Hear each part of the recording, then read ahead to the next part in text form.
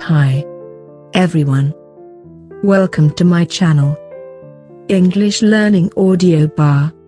Today we will listen to a story, The Nightingale. The Nightingale by Christian Andersen.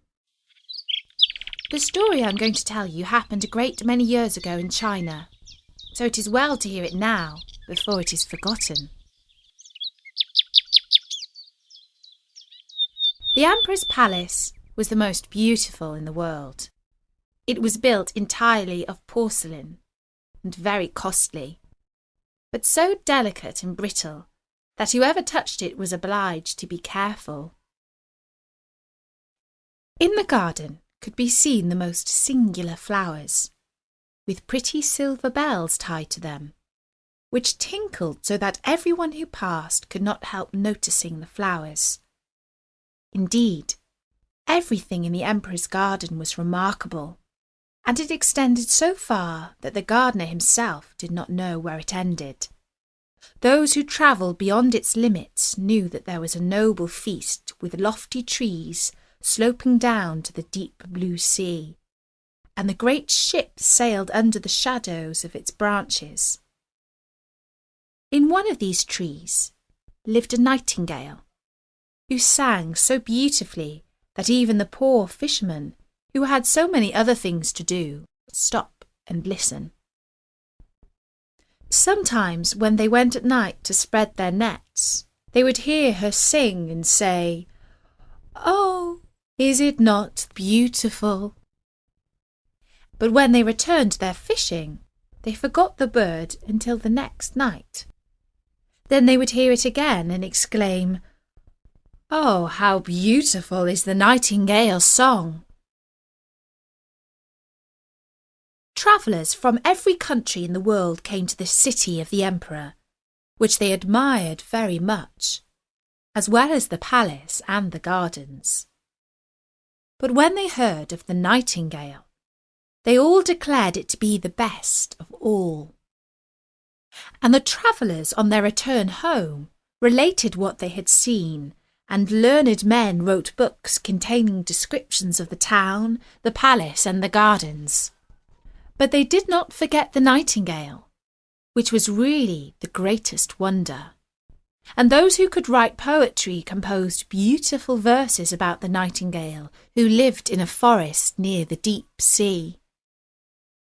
The books travelled all over the world, and some of them came into the hand of the Emperor. And he sat in his golden chair, and as he read he nodded his approval every moment, for it pleased him to find such a beautiful description of his city, his palace, and his gardens.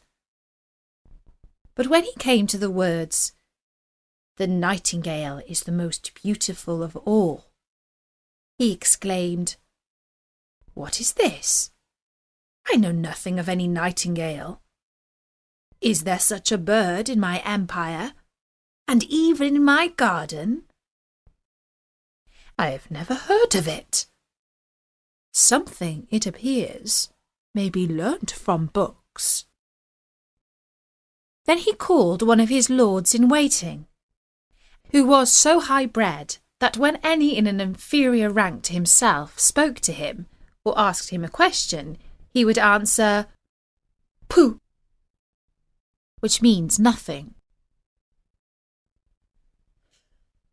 "There is a very wonderful bird mentioned here, called a nightingale," said the Emperor.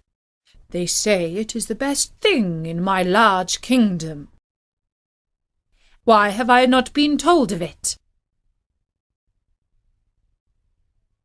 "I have never heard the name," replied the cavalier.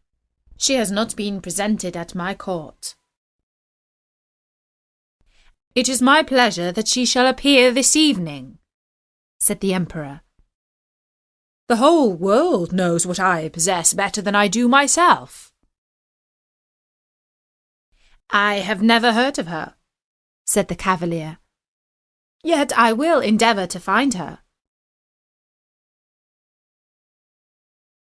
But where was the nightingale to be found? the noblemen went upstairs and down, through halls and passages, yet none of those whom he met had heard of the bird. So he returned to the emperor and said that it must be a fable, invented by those who had written the book. "Your Imperial Majesty," said he, "cannot believe everything contained in books. Sometimes they are only fiction, or what is called the black art."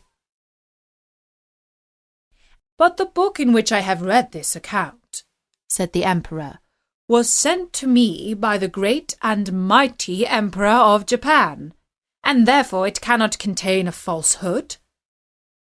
I will hear the Nightingale. She must be here this evening. She has my highest favour, and if she does not come, the whole court shall be trampled upon after supper is ended." "Tsing Bei!" cried the lord-in-waiting, and again he ran up and down the stairs, through all the halls and corridors, and half the court ran with him, for they did not like the idea of being trampled upon. There was a great inquiry about this wonderful nightingale, whom all the world knew, but who was unknown to the court. At last they met with a poor little girl in the kitchen who said, "Oh yes, I know the nightingale quite well. Indeed, she can sing.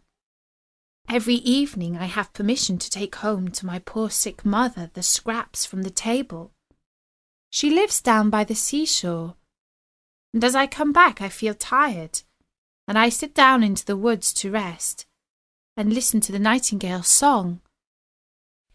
Then the tears come into my eyes. It's just as if my mother had kissed me."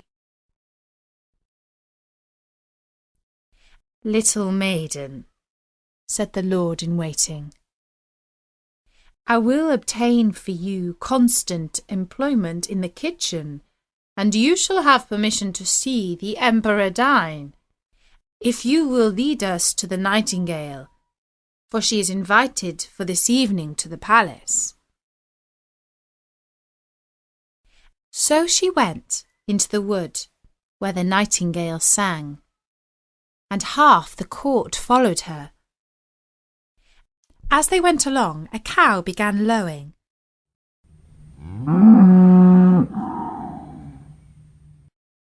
"Oh," said a young courtier, "now we have found her. What wonderful power for such a small creature! I have certainly heard it before." "No, that is only a cow lowing," said the little girl. Then some frogs began to croak in the marsh.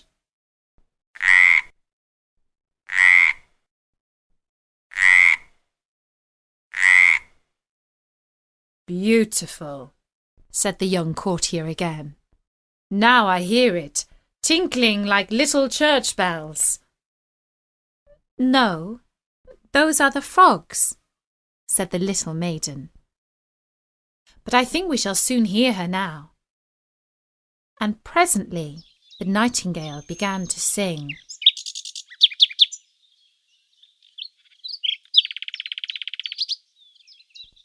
"Hark, hark! There she is," said the little girl. "And there she sits," she added, pointing to a little grey bird who was perched on a bough. "Is it possible?" said the lord-in-waiting. "I never imagined it would be a little, plain, simple thing like that. She has certainly changed colour at seeing so many grand people around her." "Little Nightingale," cried the girl, raising her voice, "our most gracious emperor wishes you to sing before him." "With the greatest pleasure," said the nightingale, and began to sing most delightfully. "It sounds like tiny glass bells," said the lords in waiting. "And see how her little throat works. It is surprising that we have never heard this before. She will be a great success at court." "Shall I sing once more before the emperor?" asked the nightingale, who thought he was present. "My excellent little nightingale," said the courtier, "I have the greatest pleasure of inviting you to a court festival this evening, where you will gain imperial favour by your charming song." "My song sounds best in the green wood," said the bird, but still she came willingly when she heard the emperor's wish. The palace was elegantly decorated for the occasion. The walls and floors of porcelain glittered in the light of 1,000 lamps. Beautiful flowers, round which little bells were tied, stood in the corridors. What with running to and fro and the draught, these bells tinkled so loudly that no one could speak to be heard. In the centre of the great hall, a golden perch had been fixed for the nightingale to sit on. The whole court was present, and the little kitchen maid had received permission to stand by the door. She was not installed as a real court cook. All were in full dress, and every eye was turned to the little grey bird when the emperor nodded to her to begin. The nightingale sang so sweetly that the tears came into the emperor's eyes and then rolled down his cheeks as her song became still more touching and went to everyone's heart. The emperor was so delighted that he declared the nightingale should have his gold slipper to wear round her neck. But she declined the honour with thanks. She had been sufficiently rewarded already. "I have seen tears in an emperor's eyes," she said. "That is my richest reward. An emperor's tears have wonderful power and are quite sufficient honour for me." And then she sang again, more enchantingly than ever. "That singing is a lovely gift," said the court, and then they took water in their mouths to make them utter the gurgling sounds of the nightingale when they spoke to anyone, so that they might fancy themselves as nightingales.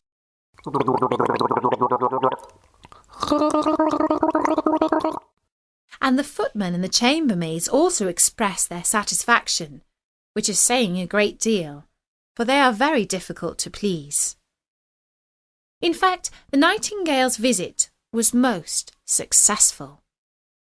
She was now to remain at court, to have her own cage, with liberty to go out twice a day and once during the night.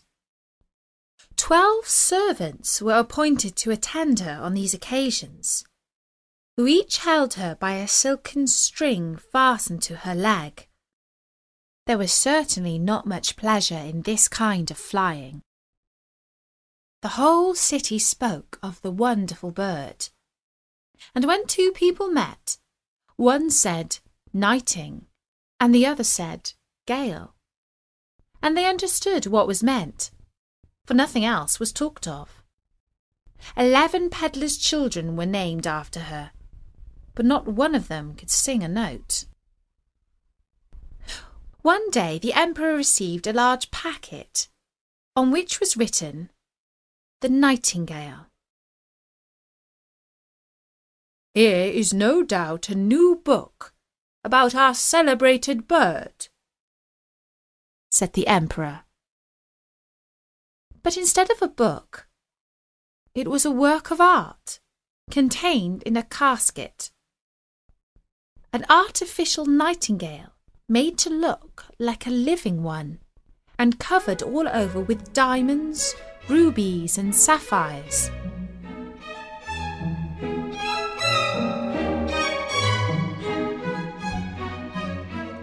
As soon as the artificial bird was wound up, it could sing like the real one and could move its tail up and down, which sparkled with silver and gold. Round its neck hung a piece of ribbon on which was written, "The Emperor of China's Nightingale is poor compared with that of the Emperor of Japan's." "This is very beautiful," exclaimed all who saw it. And he who had brought the artificial bird received the title of Imperial Nightingale Bringer in Chief. "Now they must sing together," said the court, "and what a duet it will be." But they did not get on well, for the real nightingale sang in its own natural way, but the artificial bird sang only in waltzes. "That is not a fault," said the music master. "It is quite perfect to my taste." So then it had to sing alone, and was as successful as the real bird. Besides, it was so much prettier to look at, for it sparkled like bracelets and breastpins. 33 times did it sing the same tunes without being tired. The people would gladly have heard it again, but the emperor said that the living nightingale ought to sing something. But where was she? No one had noticed her when she flew out at the open window, back to her own green woods. "What strange conduct," said the emperor, when her flight had been discovered. And all the courtiers blamed her and said she was a very ungrateful creature. "But we have the best bird after all," said one. And then they would have the bird sing again, although it was the 34th time they had listened to the same piece, and even then they had not learnt it, for it was rather difficult. But the music master praised the bird in the highest degree, and even asserted that it was better than a real nightingale, not only in its dress and the beautiful diamonds, but also in its musical power. For you must perceive, my chief lord and emperor, that with a real nightingale we can never tell what is going to be sung, but with this bird everything is settled. It can be opened and explained so that people may understand how one note follows upon another." "This is exactly what we think," they all replied.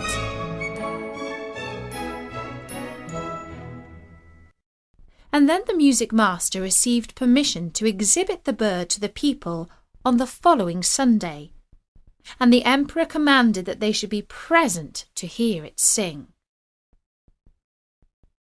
When they heard it, they were like people intoxicated. However, it must have been with drinking tea, which is quite a Chinese custom. They all said, "Oh!" and held up their forefinger and nodded. But a poor fisherman, who had heard the real nightingale, said, "It sounds pretty enough, and the melodies are all alike. Yet there seems something wanting. I cannot exactly tell what." And after this, the real nightingale was banished from the empire, and the artificial bird placed on a silk cushion close to the emperor's bed. The presents of gold and precious stones which had been received with it were round the bird, and it was now advanced to the title of Little Imperial Toilet Singer, and to the rank of number 1 on the left hand, for the emperor considered the left side, on which the heart lies, as the most noble, and the heart of an emperor is in the same place as that of the other people. The music master wrote a work in 25 volumes about the artificial bird, which was very learned and very long, and full of the most difficult Chinese words.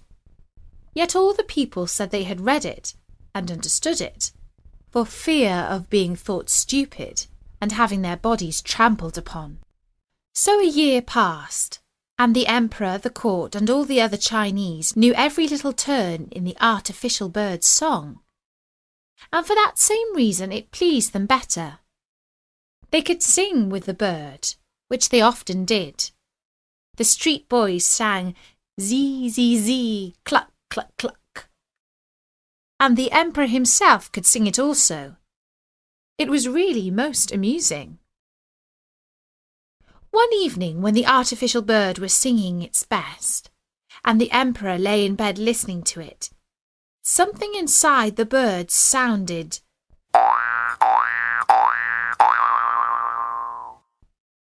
Then a spring cracked. Whirr! Went all the wheels, running round and round. And then the music stopped. The emperor immediately sprang out of bed and called for his physician. But what could he do? Then they sent for a watchmaker, and after a great deal of talking and examination, the bird was put into something like order. But he said that it must be very careful, as the barrels were worn, and it would be impossible to put in new ones without injuring the music. Now there was great sorrow, as the bird could only be allowed to play once a year, and even that was dangerous for the works inside it. Then the music master made a little speech, full of hard words, and declared that the bird was as good as ever, and of course no one contradicted him. 5 years passed. The Chinese really were fond of their emperor, and he now lay so ill that he was not expected to live. Already a new emperor had been chosen, and the people who stood in the street asked the lord-in-waiting how old the emperor was. But he only said, "Pooh!" and shook his head. Cold and pale lay the emperor in his royal bed. The whole court thought he was dead, and everyone ran away to pay homage to his successor. The chamberlains went out to have a talk on the matter, and the ladies' maids invited company to take coffee. Cloth had been laid down on the halls and passages so that not a footstep should be heard, and all was silent and still. But the emperor was not dead yet, although he lay white and stiff on his gorgeous bed, with the long velvet curtains and heavy gold tassels. A window stood open, and the moon shone in upon the emperor and the artificial bird. The poor emperor, finding he could scarcely breathe, with a strange weight on his chest, opened his eyes, and saw Death sitting there. He had put on the emperor's golden crown, and held in his one hand his sword of state, and in the other his beautiful banner. All around the bed, and peeping through the long velvet curtains, were a number of strange heads, some very ugly, and others lovely, and gentle-looking. These were the emperor's good and bad deeds, which stared him in the face, now death sat at his heart. Do you remember this? Do you recollect that? They asked one after another, thus bringing to his remembrance circumstances that made the perspiration stand on his brow. "I know nothing about it," said the emperor. "Music, music!" he cried. the large Chinese drum, that I may not hear what they say."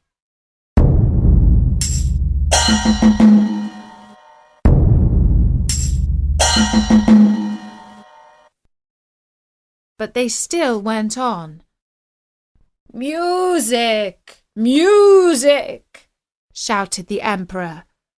"You little precious golden bird, sing, pray sing. I have given you gold and costly presents. I have even hung my golden slipper round your neck. Sing, sing!" But the bird remained silent.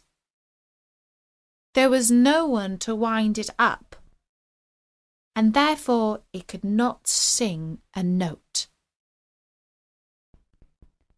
Death continued to stare at the emperor with his cold, hollow eyes, and the room was fearfully still.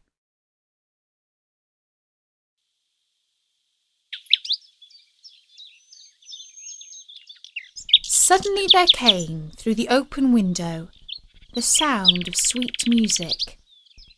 Outside on the bough of a tree sat the living nightingale. She had heard of the emperor's illness, and was therefore come to sing to him hope and trust. And as she sung, the shadows grew paler and paler. The blood in the emperor's veins flowed more rapidly, and gave life to his weak limbs, and even death listened and said, "Go on, little nightingale, go on. Then will you give me the beautiful golden sword, and that rich banner, and will you give me the emperor's crown?" said the bird. So Death gave up each of these treasures for a song, and the nightingale continued her singing. She sung of the quiet churchyard where the white roses grow, where the elder tree wafts its perfume on the breeze, and the fresh sweet grass is moistened by the mourner's tears. Then Death longed to go and see his garden, and floated out through the window in the form of a cold white mist.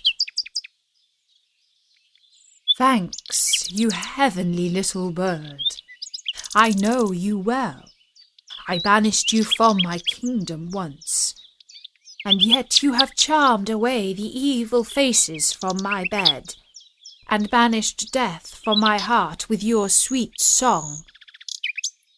How can I reward you?" "You have already rewarded me," said the nightingale. "I shall never forget that I drew tears from your eyes the first time I sang to you. These are the jewels that rejoice a singer's heart. But now sleep, and grow strong and well again. I will sing to you again." And as she sung, the emperor fell into a sweet sleep. And how mild and refreshing that slumber was! When he awoke, strengthened and restored, the sun shone brightly through the window, but not one of his servants had returned. They all believed he was dead. Only the nightingale still sat beside him and sang. "You must always remain with me," said the emperor. "You shall only sing when it pleases you, and I will break the artificial bird into 1,000 pieces." "No, do not do that," replied the nightingale. "The bird did very well as long as it could. Keep it here still. I cannot live in the palace and build my nest. But let me come when I like. I will sit on a bough outside your window in the evening and sing to you, so that you may be happy and have thoughts full of joy. I will sing to you of those who are happy and those who suffer, of the good and the evil who are hidden around you. The little singing bird flies far from you and your court, to the home of the fisherman and the peasant's cot. I love your heart better than your crown, and yet something holy lingers round that also. I will come, I will sing to you, but you must promise me one thing. Everything, said the emperor, who, having dressed himself in his imperial robes, stood with the hand that held the heavy golden sword pressed to his heart. I only ask one thing, she replied. Let no one know that you have a little bird who tells you everything. It will be best to conceal it. So saying, the nightingale flew away. The servants now came in to look after the dead emperor, when lo, there he stood, and to their astonishment said, "Good morning." And that was the Nightingale, by Hans Christian Andersen.